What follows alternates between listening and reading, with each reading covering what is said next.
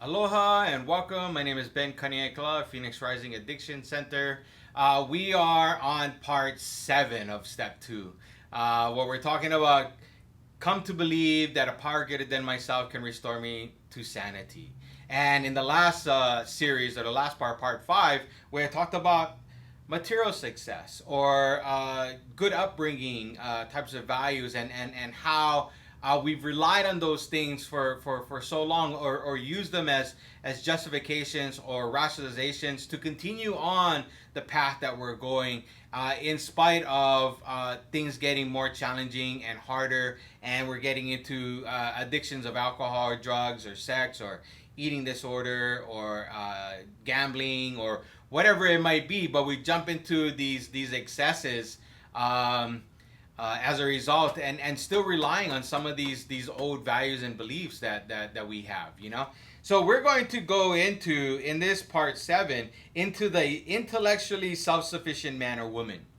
To these, many can say, yes, we were like you, far too smart for our own good.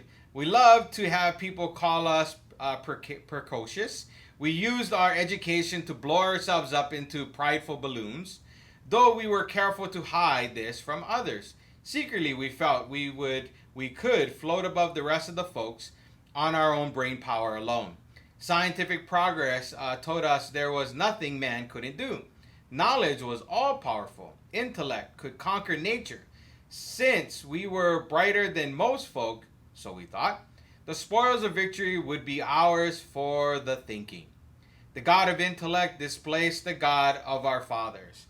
But again, that addiction or whatever it might be, John Barleycorn, whatever struggle that we're having, had other ideas. In spite of all these beliefs and all these how educated we are, or how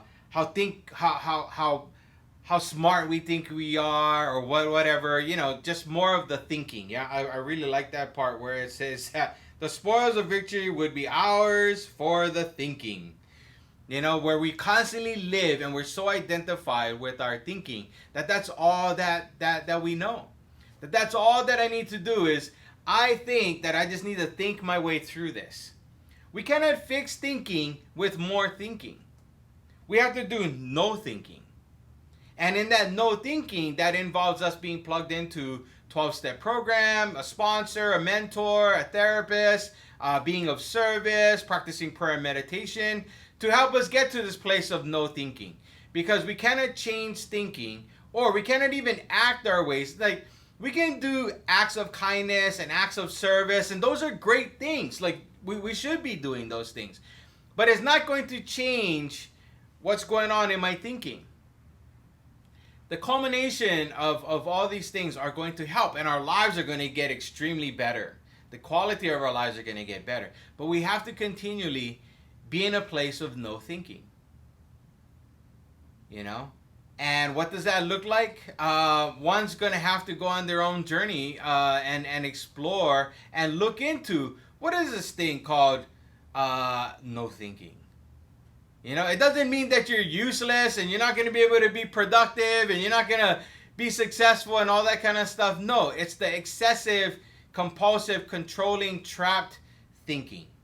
And what we want to do is get into higher power thinking. What we want to get into is conscious thinking or conscious doing. And you find that in no thinking, and the practice of no thinking. So we go from the opposite of being the intellectual one to being the no thinking one. And when we can do that, we find a lot more peace, love, and joy. Not of things in the world, but from within. So we who had won so handsomely in a walk turned into all-time losers. We saw that we had to reconsider or die. We found many in the program who once thought as we did. They helped us to get down to our right size. By their example, they showed us that humility and intellect could be compatible, provided we place humility first. When we began to do that, we received the gift of faith, a faith which works. This faith is for you too.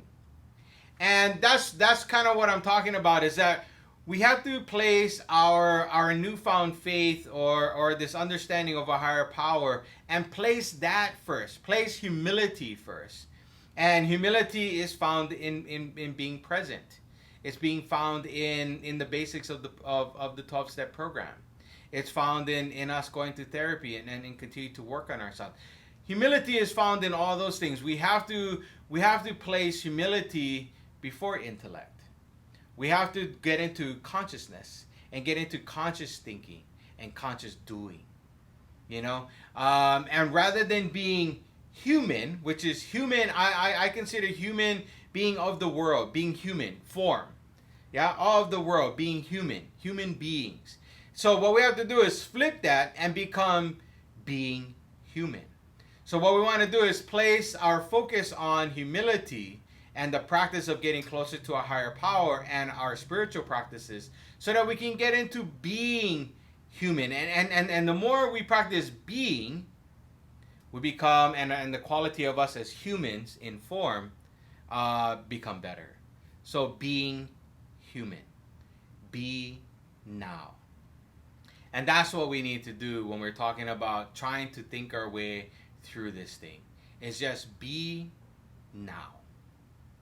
I hope this section helped as we continue to look into more of our thinking around finding or discovering a power greater than myself that can restore me to sanity.